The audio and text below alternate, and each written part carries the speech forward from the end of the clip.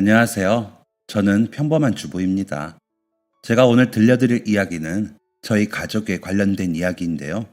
저희 첫째가 올해 대학에 갔는데 첫 학기 성적이 좋아서 전액 장학금을 받게 되었습니다. 네, 자랑 조금 하고 싶었어요. 첫째가 신이 난 목소리로 전화를 하면서 조잘조잘 떠드는데 옛날 생각이 많이 나는 날이네요. 그 핏덩이가 언제 이렇게 커서 혼자 힘으로 열심히 살아가고 있는지.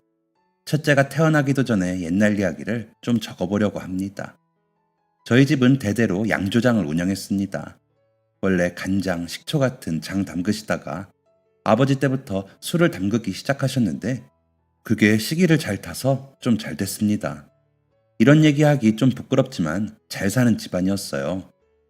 태어났을 때부터 많은 사람 축복을 받으며 자랐고 돌잔치에 10손가락 꽉 차게 금반지 받은 것도 모자라 금팔찌도 수북했습니다.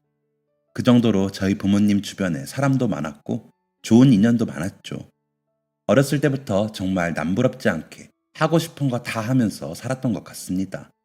그 옛날에 플룻도 배워보고 수영도 다녀봤고 필기구나 옷들도 다 비싼 것들이었습니다. 저희 집이 잘 산다는 건 크면서 자연스럽게 알게 된 것 같습니다. 자영아, 진짜 부럽다. 넌 맨날 공주 옷만 입고 다니네? 그런가? 나 공주 같아? 그럼 당연하지. 맨날 머리띠도 예쁜 거 하고 오고, 옷도 새로운 것만 입고, 가방도 백화점에서 산 거지? 나는 우리 오빠 거 물려받았는데. 아, 우리 집도 너네 집처럼 부자면 좋겠다. 친구들이 이런 말을 자주 하니까 그냥 우리 집이 부자구나 라는 생각이 자연스레 들었습니다. 그렇다고 과시하고 떵떵거리며 살진 않았고요. 그저 베푸는 걸 좀 좋아하게 됐습니다. 다른 애들이 못 먹어본 과일이나 수입 과자 같은 거 챙겨가서 친구들하고 나눠 먹는 거 좋아했고, 조금 더 커서는 학교 끝나면 친구들 데리고 분식집 가서 한 통 내고, 친구 준비물 없으면 제 돈으로 사주고 했습니다. 친구들한테 돈 쓰는 건 아깝지도 않았고, 부모님도 그러라고 하셨고, 좋더라고요. 어렸을 때 제가 생각한 부자의 특권은 친구들한테 베풀고 내 마음대로 돈 쓰기였습니다. 그게 얼마나 큰 특권인지는 아주 나중에 알게 되었지만요. 부모님은 제가 대학에 가기를 희망하셨습니다. 하지만 제 생각은 달랐습니다. 저는 양조장이 좋았거든요. 어릴 때부터 양조장에서 자랐다고 해도 과언이 아닐 만큼 매일 양조장을 드나들었고, 제가 초등학교 고학년 때는 아버지께서 친절히 술 담그는 과정을 설명해 주시기도 하셨습니다. 하지만 양조장은 양조장인 거고, 저는 저대로 성장하기를 부모님은 바라셨던 거죠. 그래서 고등학교 3학년 때 부모님과 정말 많이 부딪혔습니다. 싫어, 나 대학 안 가요. 아니, 어차피 가도 난 양조장 물려받을 거예요. 누가 너한테 물려준대? 아빠, 말을 섭섭하게 하네. 그럼 누구 물려줄 건데요? 이 집에 자식이 나밖에 더 있나? 아이고, 두야. 너 이게 좋아 보여? 쉬워 보여? 술 빚는 게 그리 쉬워 보이느냐고? 아니요. 쉬워 보여서 한다는 거 아닌데. 그냥 좋아요. 그러니까 왜? 몰라. 그냥. 무엇이든 뚫을 수 있는 창과 어떤 것도 막을 수 있는 방패의 싸움이었습니다. 하지만 결국 제 인생은 제 것이었습니다. 저는 부모님의 뜻을 굽히는 데 성공을 했죠. 아버지는 끝내 길었던 싸움에서 져주셨지만 한동안 많이 심란해 하셨습니다. 하기사 저라도 그랬을 것 같습니다. 곱게 키운 외동딸, 하고 싶은 거, 먹고 싶은 거, 입고 싶은 거 다 하게 해줬더니 대학도 안 가고 굳이 고생길을 걷겠다고 하니 답답하실 만도 했겠죠. 하지만 저는 양조장을 잘 운영하면 아버지도 마음을 여실 거라고 생각했습니다. 제 생각이 옳았습니다. 제가 운영도 잘 해내고 직원들도 잘 관리하니까 아버지도 점점 저를 정말 양조장 사람으로 받아들여 주셨고, 운영 관련하여 저랑 상의도 많이 하시곤 하셨죠. 그때부터 아버지랑 더 돈독해졌던 것 같습니다. 사실 학교 다닐 때 아버지가 많이 바쁘셔서 어머니랑 더 친했거든요. 그런데 성인이 되고 나니까 또 다르더라고요. 아버지랑 술 한잔 하면서 일 얘기도 나누다 보니 아버지와 부녀 이상의 공동체 느낌이 들었습니다. 그러다 제가 24살 때였습니다. 그쯤부터 아버지께서 뚱딴지 같은 얘기를 자주 하시더라고요. 자영아, 너 선 봐라. 예? 왜요? 이제 슬슬 시집 가야지. 네? 아빠, 저 아직 23이에요. 이렇게 젊은데 저 벌써 보내고 싶어요? 야, 이놈아. 우리 땐 네 나이에 결혼해서 애도 낳았을 때야. 그건 아빠 때고요. 저는 생각 없어요. 이번 주 토요일 삼거리 커피숍. 아, 생각 없다니까요. 생각은 없었지만 손자리에 나갈 수밖에 없었습니다. 제가 말했다시피 저희 부모님이 지인이 정말 많으시거든요. 초등학교 동창, 중학교 동창, 고등학교 동창, 계모임, 종파 등등의 아름아름 알게 된 지인들이 정말 많으셨습니다. 저희 부모님이 꽤 자산이 많으시고 그 사업을 물려받을 외동딸이 성인이 된 지 한참 지났으니 주변에서 난리가 났던 거죠. 부모님은 이미 제가 성인이 되자마자 손자리가 엄청 들어왔었답니다. 처음엔 이 핑계 저 핑계 대며 미루시다가 부모님 생각에 이제 저도 나이가 찼으니 슬슬 후보를 추려 자리를 마련하시기로 한 거죠. 거짓말이 아니고 그땐 정말 일주일에 한 번씩 선을 봤습니다. 그 중엔 의사도 있었고 변호사도 있었고 유명한 기업 다니는 사람도 있었고 자기 아버지 큰 사업 물려받는다는 사람도 있었고 진짜 다양했습니다. 다들 뻔지르르한 외모에 직업도 좋았는데 제 눈에 차는 사람은 없더라고요. 더 돈 많고 더 멋진 사람을 원했던 건 아니고 그냥 그 선을 본다는 것 자체가 싫었습니다. 친구들은 연애해서 결혼도 한다는데 왜 나는 그걸 못하는가 답답하기도 했고요. 그렇다고 제가 남자를 만날 기회가 있었던 건 아닙니다. 맨날 일하느라 집이랑 양조장이랑 거래처만 왔다 갔다 했고 가끔 고등학교 때 친구들 만나서 놀긴 했는데 저 여고 나왔거든요. 연애는커녕 남자를 마주칠 일도 없었습니다. 그렇게 선만 수십 번 보다가 해가 지나 25살이 되기 직전이었습니다. 24살 12월을 맞이해서 송년회 겸 초등학교 동창회를 한다고 하더라고요. 이전에는 다들 군대다 대학이다 해서 인원수가 적어서 진행되지 않다가 그때 군대 제대한 애들도 많고 회사원 된 애들도 있고 해서 처음으로 하게 되었습니다. 저 사실 그때 엄청 떨렸습니다. 학교 다닐 때 티는 안 냈지만 제가 좋아하던 남자애가 있었거든요. 초등학교 3학년 때부터 졸업할 때까지 4년을 짝사랑했는데 티도 안 내고 고백도 못했습니다. 걔가 저희 학교 킹카였거든요. 잘생기고 공부도 잘하고 운동도 잘하고 성격도 착해서 그 애를 안 좋아한 여자애는 아마 없었을 겁니다. 다른 중학교에 가게 되어서 엄청 서운했었는데 졸업하고 11년 만에 만나다니 얼마나 멋있어져 있을지 궁금했습니다. 모임 장소에 가니 11년 전과 비슷한 얼굴을 한 친구들이 잔뜩 있었습니다. 신기하면서 반갑고 괜히 들뜨는 날이었습니다. 그동안 어떻게 지냈는지 떠들며 다들 기분 좋게 술을 마시고 있었습니다. 큰 고깃집을 다 빌려서 동창회를 했는데 안 온 건지 제가 못 찾는 건지 가게 어디에도 제 첫사랑은 보이지 않더라고요. 그때였습니다. 애들의 시선이 한 곳으로 모여졌습니다. 저도 그 시선을 따라 가게 입구를 봤습니다. 제 첫사랑이 거기 서 있더라고요. 옛날과 비슷한 얼굴이지만 훨씬 더 잘생겨져 있었고 키도 엄청 컸고 목소리도 많이 달라져 있었습니다. 하지만 그 옛날처럼 그 친구를 보는 제 마음은 다시 두근거렸습니다. 와, 기운이 오니까 분위기가 이렇게 달라지네. 너 임마 뭐하고 살았어? 나 그냥 군대 갔다 왔지. 와, 이 자식은 머리를 깎아도 잘생겼다. 하하하 웃는 친구들 틈으로 그 아이가 스며들었습니다. 다들 웃고는 있었지만 그 애가 어디 앉을까 궁금한지 힐끔거렸습니다. 저도 마찬가지였고요. 그 애는 초등학교 때 같은 반이었던 남자애들이 모여있는 자리에 앉았습니다.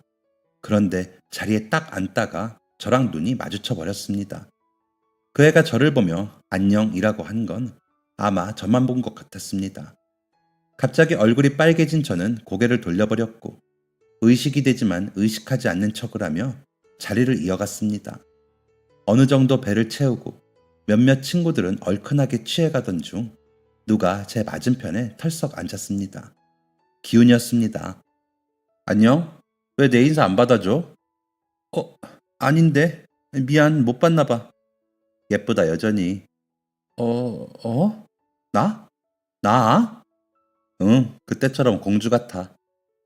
머릿속이 하트로 가득 찬 기분이었습니다. 그때부터 제 첫사랑과 저의 연애가 시작이 되었습니다. 기훈이도 초등학교 때 저를 좋아했다고 하더라고요. 제가 너무 부잣집 공주님 같아서 다가오기가 어려웠답니다. 연애하면 이런 기분인 건가 싶을 만큼 요상한 기분들이 가득했습니다. 마음에 몽글몽글한 뭔가가 차오르는 것 같기도 하고 정신이 어지러울 만큼 행복하기도 하고 발가락까지 간지러운 기분도 들었습니다. 너무너무 행복했습니다. 당장 같이 살고 싶다는 생각이 들 만큼이었죠.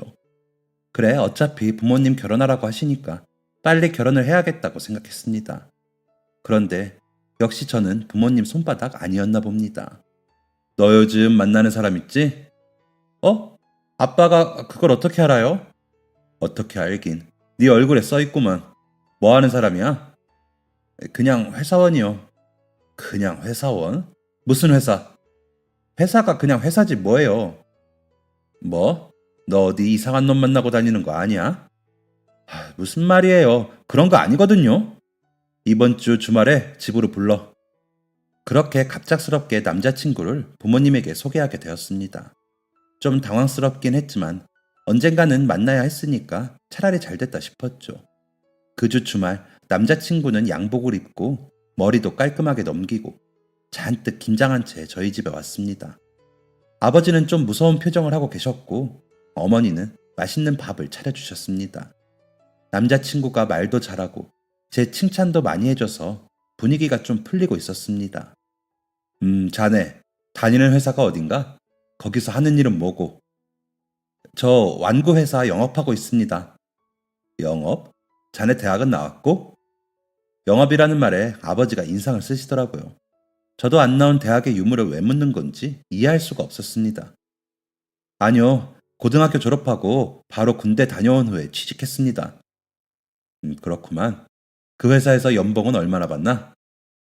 이런 것까지 물어볼 줄은 몰랐던 제가 깜짝 놀라서 아빠! 하고 외쳤지만 아버지와 남자친구의 진지한 표정은 변함이 없었습니다. 남자친구가 연봉을 말하자 아버지가 얼굴을 더 굳히셨습니다. 한참 말없이 남자친구를 노려보던 아버지는 다시 입을 열었습니다. 그럼 부모님은 뭐 하시나? 분식집 운영하십니다. 분식집이라면 떡볶이, 라면 파시는 건가? 어디서? 저희 졸업한 초등학교 앞에 있는 작은 분식집이요. 형제는? 동생 셋 있습니다. 20살, 18살, 17살입니다. 아버지는 기가 막히다는 듯 한숨을 뱉으시며 고개를 저으셨습니다. 어머니는 그 자리에서 그냥 일어나서 방으로 가버리셨고요.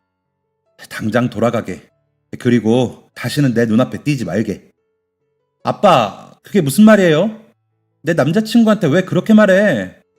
너는 가만히 있어. 아빠, 너 제정신이야? 이런 놈 뭐 볼 게 있다고 만나? 너 그동안 괜찮다는 집안, 돈 잘 버는 직업 가진 놈들 다 쳐낸 게 이놈 때문이었어? 너 고작 이런 놈 만나려고 대학도 안 간 거냐고? 난 절대 이놈한테 시집 못 보내니까 그런 줄 알아. 그게 뭐야, 내 결혼인데. 왜 내 맘대로 정하지도 못해? 내가 널 어떻게 키웠는데? 오냐오냐 하며 공주님처럼 키워놨더니 어디 이런 근본도 없는 놈을 데려와? 너 고생하는 건 양조장만으로 충분하다. 더 이상 고생하는 꼴 못 본다 나는. 차라리 결혼을 하지 마. 당장 때려쳐. 아버지가 그렇게 화내는 모습은 처음이었습니다. 이해할 수가 없었습니다. 내가 양조장에서 일하면서 돈 벌면 되는 거 아닌지, 그깟 직업이 뭐 그리 대수인 건지 몰랐습니다. 겪어보지 않았고 사회 경험이 적었으니 가난의 무서움을 몰랐던 거죠. 아빠, 저 이 사람이랑 결혼할 거예요. 무조건 할 거예요. 아빠가 뭐라고 하든지 난 이 사람이랑 결혼할 거라고. 너 이 자식, 어디 아빠한테. 너 그럴 거면 나가. 나가서 살림을 차리던 뭘 하던 해. 대신 오늘 이후 넌 내 딸이 아니야. 알겠어? 아빠! 꼴도 보기 싫어. 나가. 당장 나가. 둘 다 내 눈앞에 띄지 말거라. 저희는 그날 그렇게 쫓겨나다시피 집을 나오게 되었습니다. 그리고 다시는 그 집에 들어갈 수 없었습니다. 그대로 저는 혼자 여간방 잡아서 묵었고 남자친구인 기훈이는 며칠 뒤 회사를 그만두고 부모님과 연락도 끊고 저를 데리고 그 지역을 벗어났습니다.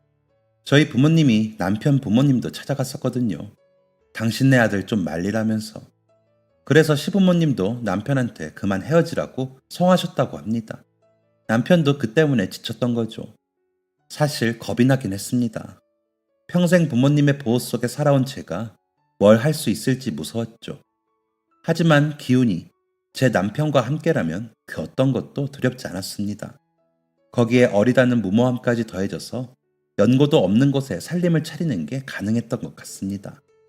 남편이 회사를 다니면서 모은 돈 조금에 제 돈 조금을 더해서 월세방 하나를 얻었습니다. 침대도 없고 소파도 없고 옷장도 없고 아무것도 없는 5평짜리 방이었습니다. 그땐 그마저도 좋더라고요. 무서울 게 없었죠.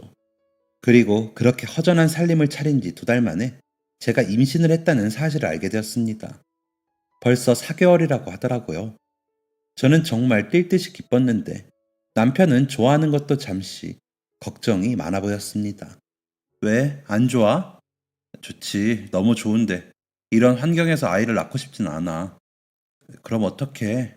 우리 지금 여기 월세 내는 것도 빠듯한데 내가 알바 하나 더 알아볼게. 또? 자기 지금 일주일에 하는 일만 3개가 넘어. 대리라도 뛰어야지. 우리 아기가 태어났는데. 남편은 정말 성실했습니다.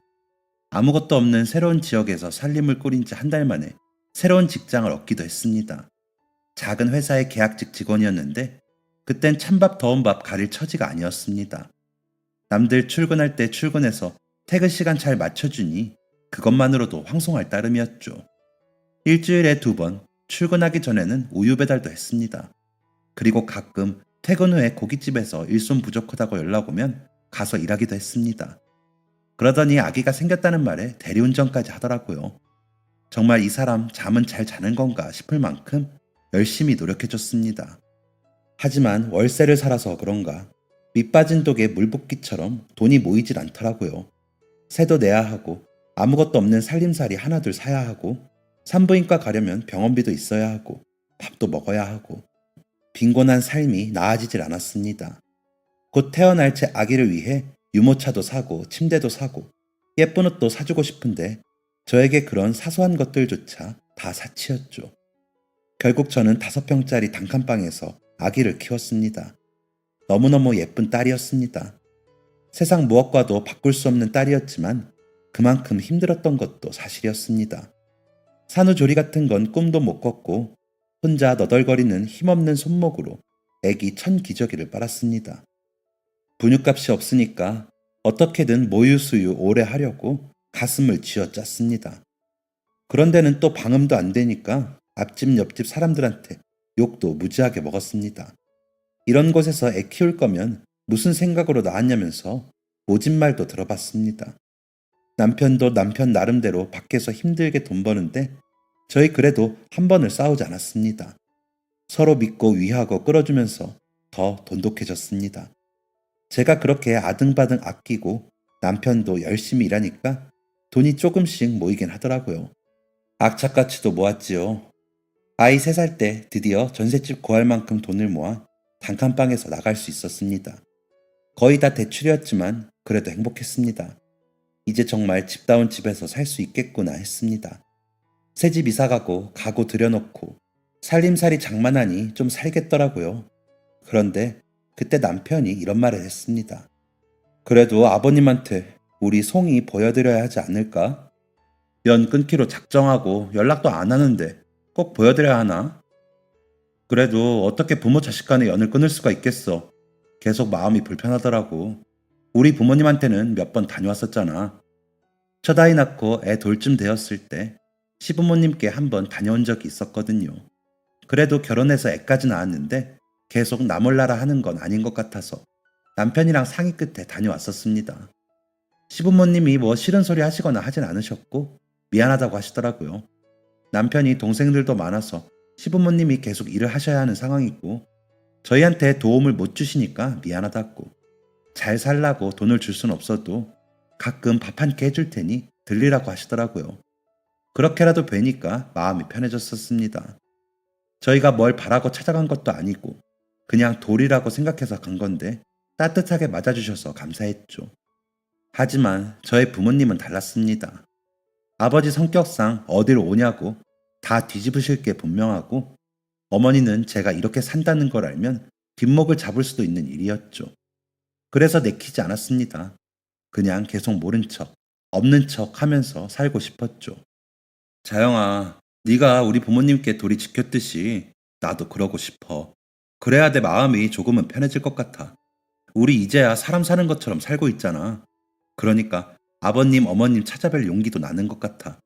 내가 송이랑 다녀올게. 남편이 저렇게 확고한데 가지 말라고 할 수가 없었습니다.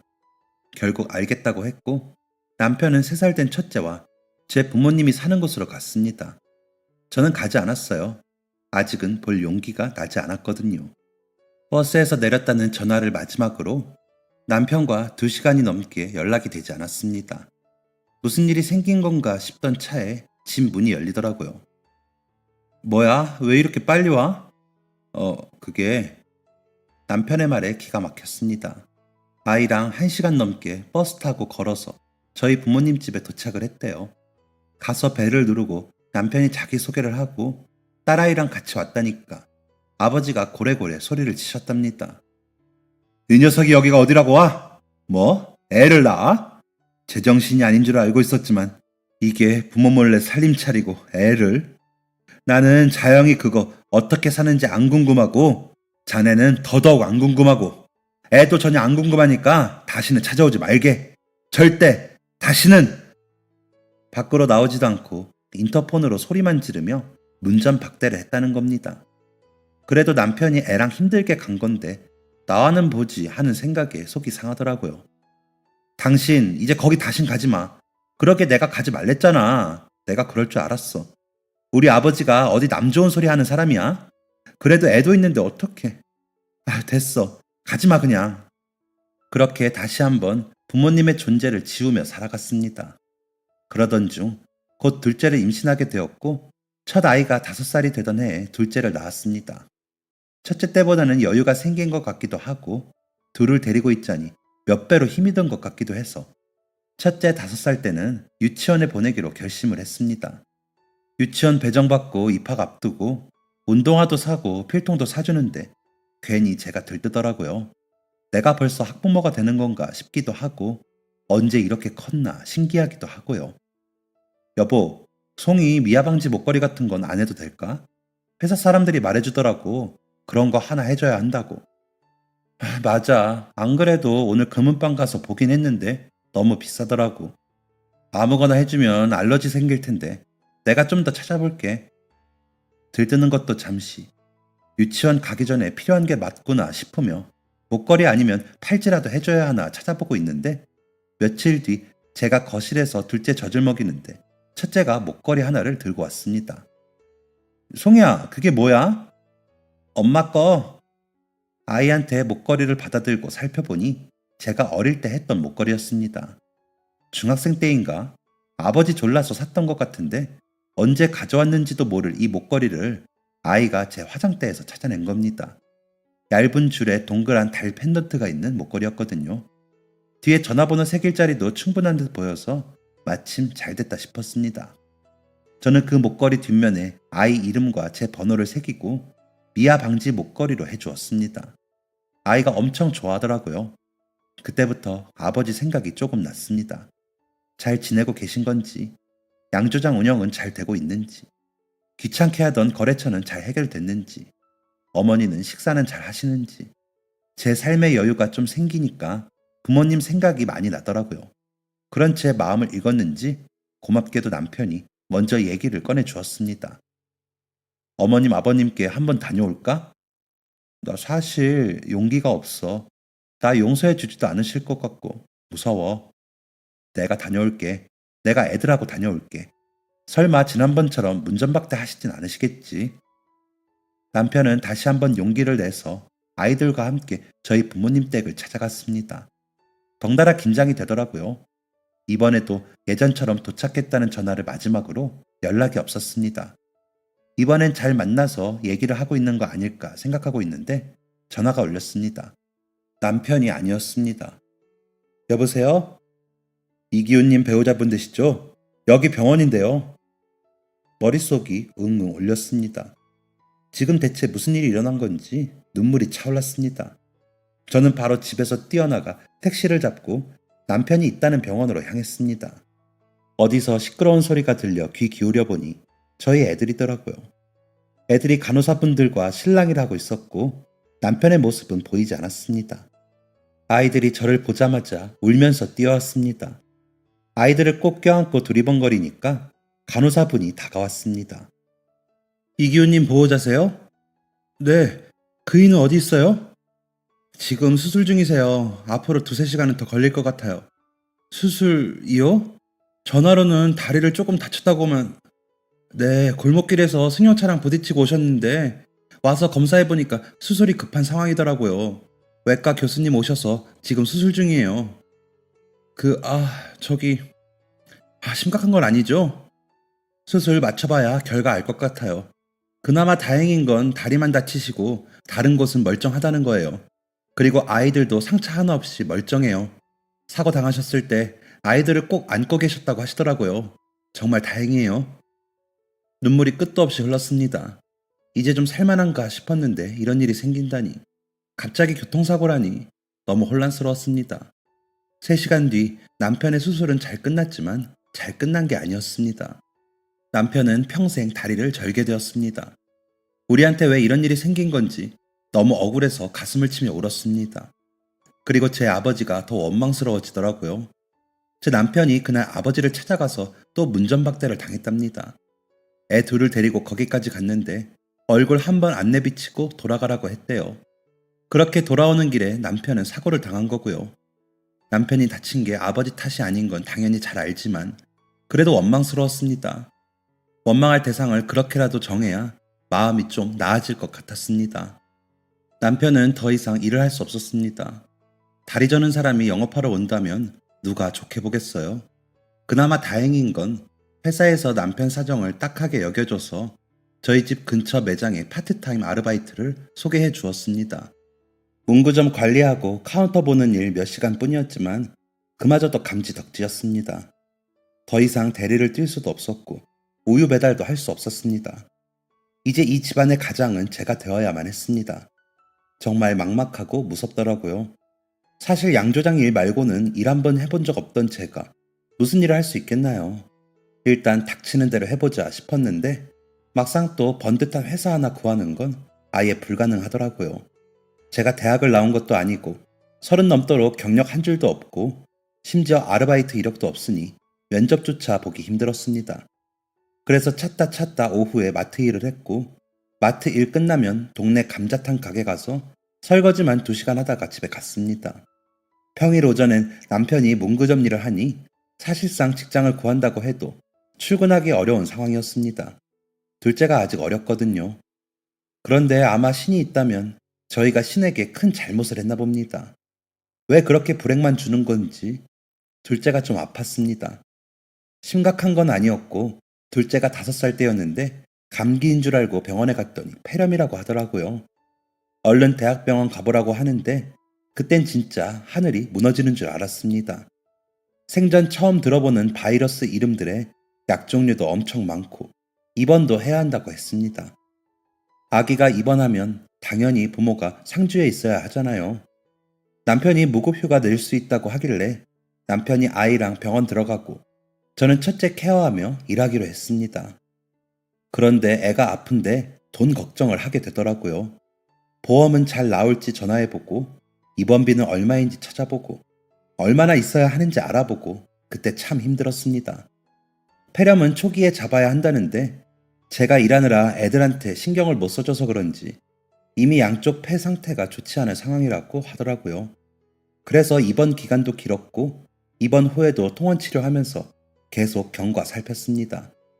기관지 때문에 사람 많은 곳도 못 가고 공원도 가지 말라고 하더라고요. 몇 달 동안은 둘째 케어하느라 첫애는 거의 신경도 못 써주고 예민한 상태였습니다. 그리고 병원비가 정말 어마어마하게 나왔더라고요. 보험비로 메꾸고서도 돈을 정말 많이 썼습니다. 그때 가지고 있던 적금 하나 깨고 생활비도 엄청 줄여가며 스트레스를 많이 받았습니다. 그래도 그렇게 치료하니까 둘째 상태가 좀 괜찮아지더라고요. 5살 때 아파서 6살 넘어갈 때까지 계속 치료했습니다. 그러던 어느 날 아이 상태 나아지고 숨 좀 돌리나 하던 때였습니다. 같이 마트 일하던 분이 계셨는데 출근해서 갑자기 이런 말을 하시더라고요. 자기 애가 어쩜 그렇게 똑똑해? 그래도 어른들 상대로 그러는 건 좀 아니지 않나? 네? 무슨 말씀이세요? 송이 말이야. 10살밖에 안 된 애가 오목을 뭐 그렇게 잘 둔대? 오목이요? 지금 무슨 말씀 하시는지 잘 모르겠는데요. 어머, 자기 몰랐어? 송이 걔 시장에서 아저씨들하고 오목 두잖아. 이길 때마다 5만 원씩 번다고 하던데. 진짜 몰랐던 거야? 어머, 송이 영악하다. 애가 벌써부터 돈을 그렇게. 저기요, 어디 남의 애가 영악하다 어쩐다 함부로 말하세요. 제 애는 제가 챙기니까 너나 잘하세요. 저는 바로 장갑 벗어던지고 시장으로 뛰어갔습니다. 송이가 오목을 잘한다는 사실은 알고 있었습니다. 초등학교 1학년 때 우연히 오목이라는 걸 알게 되었다가 남편이랑 종이에 볼펜으로 오목 두기도 하고 나중엔 오목판 사달라 졸라서 사준 적이 있었거든요. 가끔 혼자 하는 걸 보긴 했는데 시장에서 아저씨들하고 오목 내기를 한다니 그건 전혀 꿈에도 몰랐습니다. 시장에 가서 미친 사람처럼 뛰어다녔습니다. 그러다 시장 정문 한쪽에 사람들이 모여있는 것을 보고 그 사이를 비집고 들어갔죠. 정말 제 딸이 거기 있었습니다. 수많은 사람들의 시선을 받으며 알지도 못하는 사람과 오목을 두고 있더라고요. 왜 그러고 있는 건지 당장이라도 묻고 싶었습니다. 곧 사람들이 우와 하는 소리가 들렸고 저희 아이와 오목을 두고 있던 사람이 아이한테 5만 원을 주더라고요. 마트 아주머니의 말이 맞았습니다. 너 지금 뭐 하는 거야? 저는 돈을 받아든 딸의 손을 확 잡았습니다. 아이는 깜짝 놀라서 토끼 눈으로 저를 바라봤습니다. 어르신, 저희 애 놀아주신 건 고마운데. 저는 그 돈을 돌려주려고 아이와 오목을 두던 사람들을 쳐다봤습니다. 그 순간 제 몸은 굳어버렸습니다. 머리카락까지 모두 굳어버린 기분이었습니다. 곧 온몸에 소름이 돋았습니다. 아빠? 제 아이와 오목을 두고 있던 건 바로 제 아버지였습니다. 제 눈을 의심했지만 영락없는 아버지였습니다. 아버지는 놀라지 않으셨습니다. 이 아이가 제 아이라는 것을 알고 있으신 것 같았습니다. 너희 집으로 가자.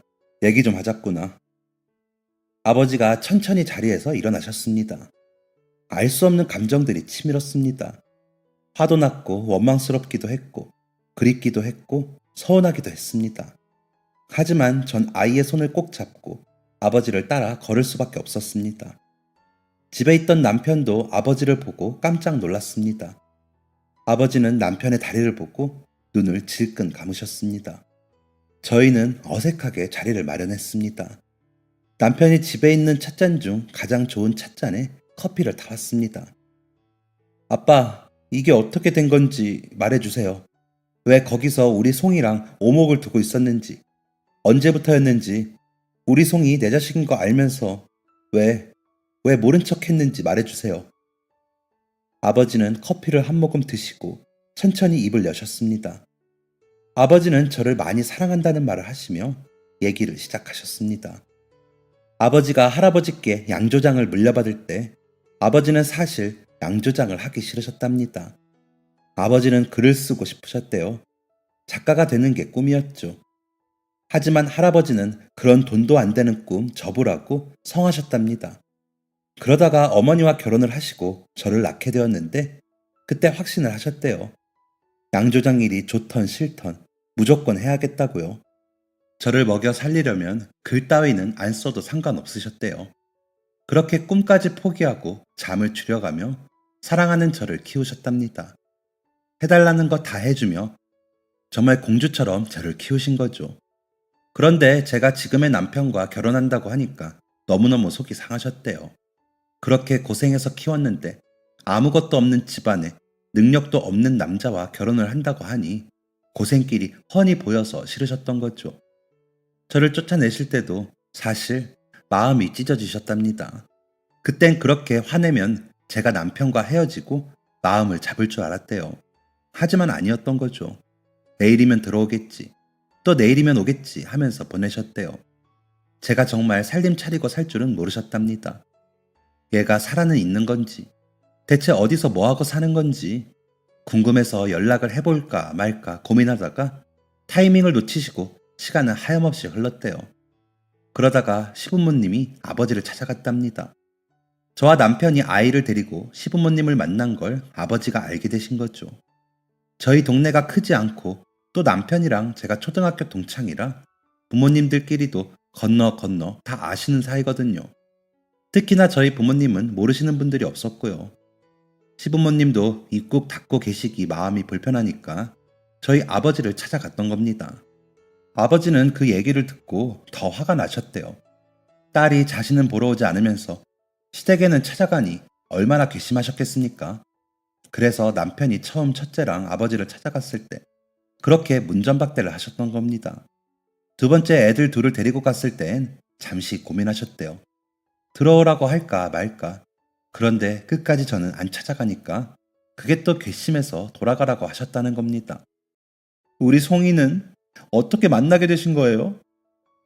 제가 울면서 묻자 아버지도 눈물을 훔치고 숨을 고르시더니 다시 말씀을 이어가셨습니다. 송이가 오목을 두던 저희 동네 시장에 아버지 거래처가 있었답니다. 그래서 일 때문에 오셨던 건데 사람들이 모여 있길래 궁금해서 가보셨대요. 거기서 제 딸이 있었던 거고요. 어린아이가 무슨 사연으로 여기서 이렇게 내기 오목을 두고 있을까? 호기심이 생겨서 오목을 뒀다는 겁니다.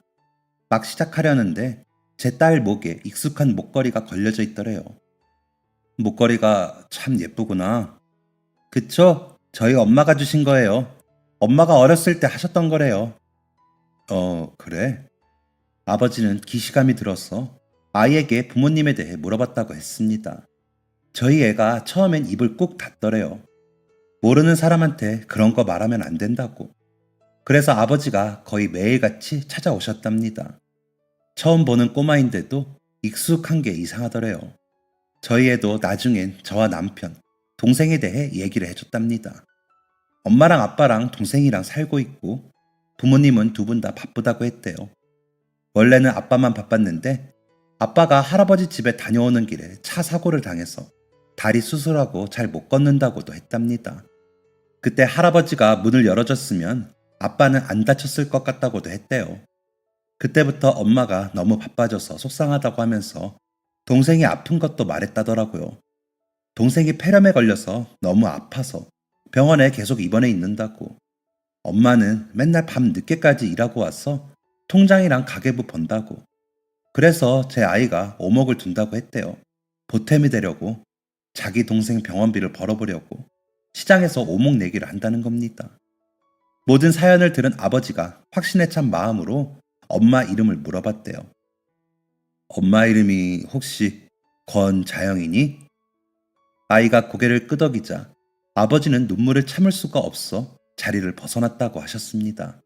너무너무 미안했답니다. 자신 때문에 제 남편의 다리가 그렇게 된 것 같았대요. 그 미안한 마음에 차마 저를 보러 오실 수가 없어서 저희 딸만 보셨다는 겁니다. 매번 오목에 일부러 치고 아이에게 5만 원을 주면서 말이죠. 그게 왜 아빠 때문이야? 아빠 때문 아니에요.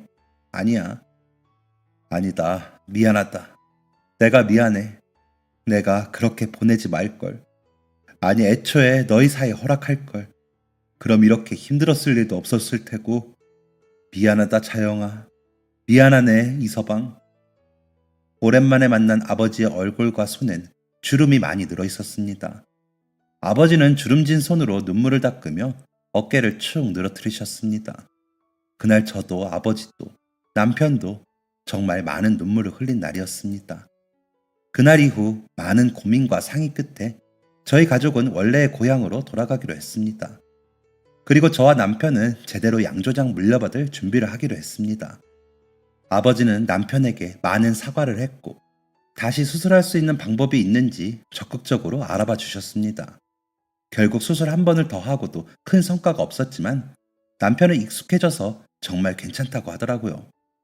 아이들이 처음엔 익숙하지 않은 조부모님의 존재에 어색해하긴 했지만 나중엔 엄마 아빠보다 할아버지 할머니를 더 좋아할 정도로 따랐습니다. 특히 첫째는 매일같이 아버지와 오목을 뒀습니다. 아버지는 저희 딸이 오목 천재라면서 TV에 내보내야 하는 거 아니냐고 호들갑을 떠시는 손녀 바라기가 되셨고요.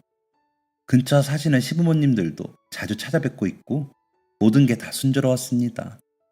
결혼하고 10년 동안 정말 고생하면서 살았습니다.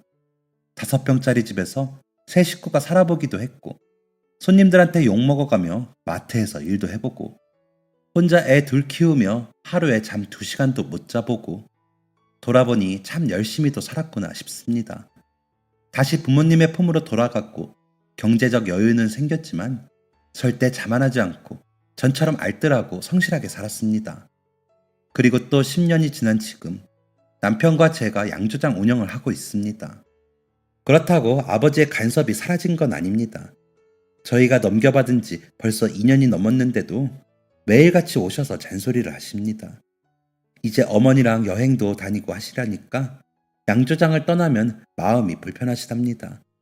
오목 천재 소리를 듣던 저희 첫째는 벌써 대학생이 되어서 장학금도 받아오고 중학교 3학년인 둘째는 맨날 공부하기 싫다는 말을 합니다. 별거 없는 요즘인데 옛날 생각만 하면 참 감지덕지한 삶이라고 느껴지네요.